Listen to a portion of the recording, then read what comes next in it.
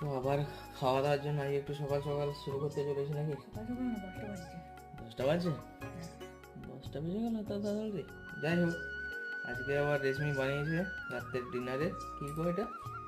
Fried rice আমি তো নাম জানি না এটা।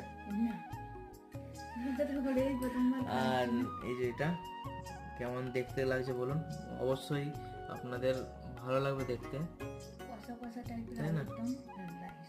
আর কষা কষা টাইপের আলুদম, আর সব থেকে বড় কথা হচ্ছে আজকে নিরামিষ হুম, পুরোপুরি, মানে একদম কিন্তু খাওয়া কোনো দাওয়া কিছু আমাদের নেই। কিছু কমতি হয়নি। কিন্তু খাওয়া দাওয়ার কোনো কমতি নেই আজকে, পুরো পেট ভর্তি করে থালা মানে পুরো ভর্তি করে খেয়েছি, মানে একদম কি বলে না, কবজা ডুবিয়ে খাওয়া, কবজি ডুবিয়ে। কবজি ডুবিয়ে খাওয়া, হাত চেটে খাওয়া যাবে বলে। আর রান্নাগুলো খুব দুর্দান্ত হয়েছিল, ভালো রান্না করেছে আজকে রেশমি, জানি না কোথা থেকে কোথায় কি শিখে করলো।